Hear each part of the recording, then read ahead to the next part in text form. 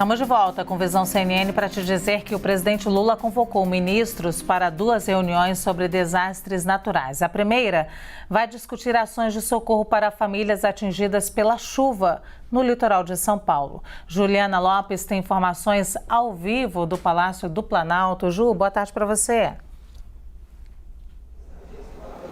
Oi, Lu, boa tarde para você também, a todos que nos acompanham. A gente lembra dos últimos dias, então, do presidente Luiz Inácio Lula da Silva. Ele até tentou passar aí um descanso em Salvador, mas foi surpreendido pelo que aconteceu em São Paulo, interrompeu o descanso, foi até ali o litoral paulista, depois retornou para Salvador e hoje veio aqui para Brasília para se dedicar nessas agendas a discutir essas questões. Nessa primeira reunião, a ideia, segundo me relataram alguns ministros, é fazer ali um balanço geral das medidas que já foram tomadas pelo governo federal para ajudar tanto de forma humanitária como também na reconstrução das cidades ali do litoral de São Paulo. Que quer, então, Luiz Inácio Lula da Silva, nesse primeiro encontro, fazer com que essa coordenação de ações e de ministérios sirva como uma espécie de referência para casos parecidos que possam ocorrer ainda este ano aqui no Brasil. A gente lembra que no verão aí brasileiro,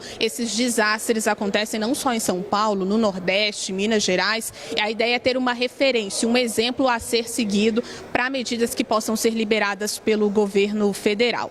Bom, a gente lembra que várias dessas medidas já foram adotadas, liberação do FGTS de forma emergencial para as famílias, priorização ali no programa Minha Casa Minha Vida para reconstrução de casas, liberação de uma espécie de quantia ali pelo Ministério da Fazenda em relação à arrecadação e produtos arrecadados e colocados ali na Receita Federal. Enfim, há uma série de medidas tomadas pelo governo federal e a expectativa é que elas continuem sendo feitas, assim como repasses do governo federal. Não só o Palácio do Planalto está pensando em medidas, mas também o Congresso Nacional. E aí a gente traz aquela apuração de que o deputado Reginaldo Lopes, que é do PT, já foi líder do governo ali na Câmara, ele quer discutir com os líderes no Congresso um projeto que trata de um fundo para ser usado em casos de desastres, uma espécie de colchão que seria alimentado com uma parte do orçamento